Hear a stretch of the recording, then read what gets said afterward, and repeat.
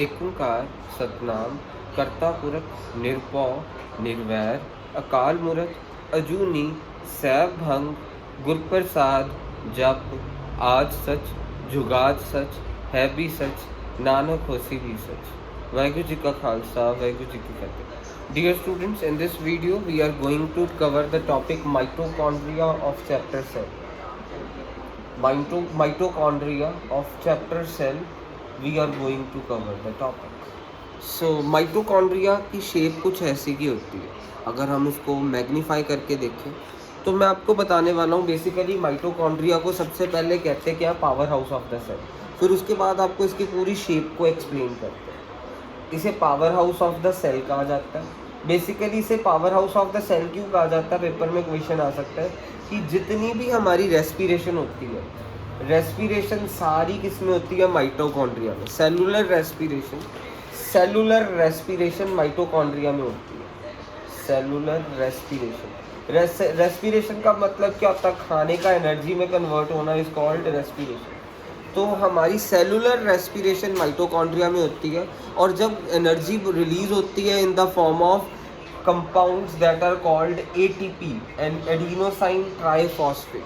जो energy release होती है वो माइटोकॉन्ड्रिया में स्टोर हो जाती है in the form of compound that are called ATP adenosine triphosphate. Adenosine triphosphate. Mitochondria power house of the cell. यहाँ पे बेसिकली सेलुलर रेस्पिरेशन होती है। सेलुलर रेस्पिरेशन मीन्स कि जो खाने का एनर्जी में कन्वर्ट होना इस रेस्पिरेशन, और सेल के अंदर रेस्पिरेशन बेसिकली माइटोकॉन्ड्रिया में होती है। और माइटोकॉन्ड्रिया में क्या होता है, जो जब रेस्पिरेशन होती है एनर्जी रिलीज होती है, क्योंकि खाना एनर्जी में कन्वर्ट होता है। एनर्जी किस फॉर्म में स्टोर हो जाती है, in the form of compound called ATP. ATP की फुल फॉर्म एडिनोसाइन ट्राइफॉस्फेट। और ये एटीपी यूज कहाँ पे होता है, बेसिकली ये एटीपी दो चीज़ों में यूज होता है, chemical synthesis of chemical compound and mechanical work. इसी एटीपी के दो यूजेस हैं। सिंथेसिस ऑफ केमिकल कंपाउंड पहला use, synthesis of chemical compound जैसे डीएनए का रेप्लिकेट करना, वो ये सिंथेसिस ऑफ केमिकल कंपाउंड में आता है। डीएनए रेप्लिकेशन, या फिर हम कह सकते हैं synthesis of protein, carbohydrates and fats. Means basically DNA replicate आ जाती है सिंथेसिस ऑफ केमिकल कंपाउंड में। हमारी बॉडी के सेल्स रेप्लिकेट करते हैं ना, डीएनए डुप्लीकेट होता है। Synthesis of chemical compound ATP का पहला यूज, मींस एटीपी इसके यूज में आती है। दूसरी, ये हमारी मस्कुलर मूवमेंट्स में, मैकेनिकल मूवमेंट्स, जो हमारे जब हम खाना खाते हैं, अभी मैकेनिकल वर्क बताता हूँ। जो हम खाना खाते हैं वो फूड पाइप के थ्रू नीचे जाता है हमारी स्टमक में। ये food pipe contract and expand करती है। वो कहाँ कैसे कॉन्ट्रैक्ट एक्सपैंड करती है, वो बेसिकली एटीपी हेल्प करता है। माइटोकॉन्ड्रिया को power house of the cell इसलिए कहा जाता है क्योंकि इसके अंदर सेलुलर रेस्पिरेशन होती है। सेलुलर रेस्पिरेशन का मतलब खाने का एनर्जी में कन्वर्ट होना, और वो एनर्जी स्टोर हो जाती है सेल के अंदर इन the form of ATP compound. ATP compound की फुल फॉर्म क्या है, एडिनोसाइन ट्राइफॉस्फेट। तो सिंथेसिस ऑफ केमिकल कंपाउंड होती है, बेसिकली ये एटीपी यूज होता है सिंथेसिस ऑफ केमिकल कंपाउंड में। ये सिंथेसिस ऑफ केमिकल कंपाउंड कैसे होती है वो ज़रा ध्यान से देखिएगा। इसमें क्या होता है सिंथेसिस ऑफ केमिकल कंपाउंड में, कि ये जो उनसे हमारा डीएनए डुप्लीकेट करता है, मींस डीएनए रेप्लिकेट करता है, वो एक एग्जांपल हो गई सिंथेसिस ऑफ केमिकल कंपाउंड की। मैकेनिकल मूवमेंट्स, मैकेनिकल वर्क्स, जैसे हम खाना खाते हैं, फूड पाइप कॉन्ट्रैक्ट एक्सपैंड करती है, वो कौन करवाता है, एटीपी करवाता है। सो अब एटीपी का स्ट्रक्चर आप कुछ यहाँ पे ध्यान से देखिएगा। ये पावर हाउस का मीन्स हमारे सेल का पावर हाउस इज एटीपी, और उसका स्ट्रक्चर कुछ ध्यान से देखना।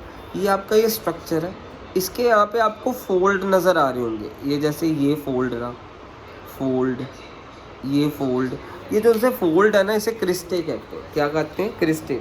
सो ध्यान से देखिएगा, ये फोल्ड है एक, फोल्ड नंबर 1, फोल्ड नंबर 2, और वहाँ पे क्रिस्टे लिखा हुआ फोल्ड के ऊपर, क्रिस्टे। तो मैं आपको मार्कर के साथ यहाँ पे बताता भी हूँ कहाँ कहाँ पे फोल्ड है। मीन्स ये फोल्ड रहा, मीन्स ये फोल्ड क्रिस्टे होते हैं।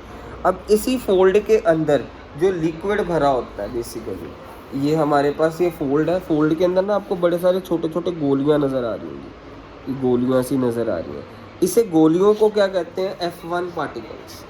F1 particles are oxysomes. मैं आपको बताता हूँ इसका स्ट्रक्चर कैसा है। ये जैसे मैंने आपको दिखाई है शेप, इसके अंदर बड़े सारे फोल्ड्स हैं ऐसे, ये फोल्ड हो गया, इन फोल्ड को क्रिस्टे कहते हैं, स्पेलिंग भी लिख लेते हैं, क्रिस्टे।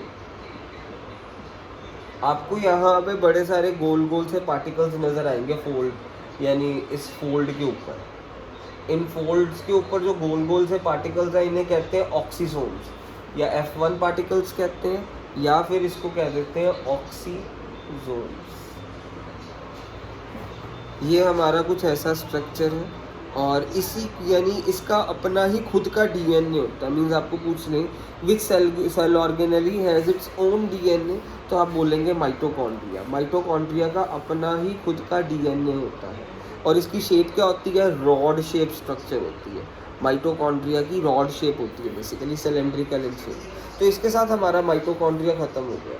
तो मैंने आपको बताया माइटोकॉन्ड्रिया में ऐसे बड़े सारे फोल्ड होंगे, फोल्ड के ऊपर ये छोटे छोटे दाने होंगे, उन्हें क्या कहते हैं? ऑक्सीजोम, और फोल्ड को क्रिस्टे कहते हैं। Power house of the cell है basically. Power house of the cell क्यों है? क्योंकि यहाँ पे सेलुलर रेस्पिरेशन होती है। रेस्पिरेशन का मतलब क्या? खाने का एनर्जी में कन्वर्ट होना।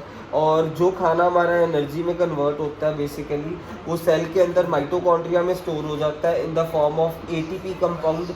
एटीपी कंपाउंड के दो आगे यूजेस हैं, सिंथेसिस ऑफ केमिकल कंपाउंड, जैसे डीएनए डुप्लीकेट होता है वो एटीपी की मदद से ही होता है, और मैकेनिकल वर्क जैसे पेरिस्टाल्टिक मूवमेंट। पेरिस्टाल्टिक मूवमेंट क्या होती है? हमारी जो सी फूड पाइप है, ये फूड पाइप जब हम खाना खाते हैं फूड पाइप ऐसे कॉन्ट्रैक्ट एक्सपैंड, खाना सारा नीचे आ जाता है, तो उसको मैकेनिकल वर्क कहते हैं। और ये जो सी मूवमेंट होती है फूड पाइप वाली, इसे पेरिस्टाल्टिक मूवमेंट कहते हैं। और पेरिस्टाल्टिक मूवमेंट वाली एनर्जी कहाँ से मिलती है? एटीपी से।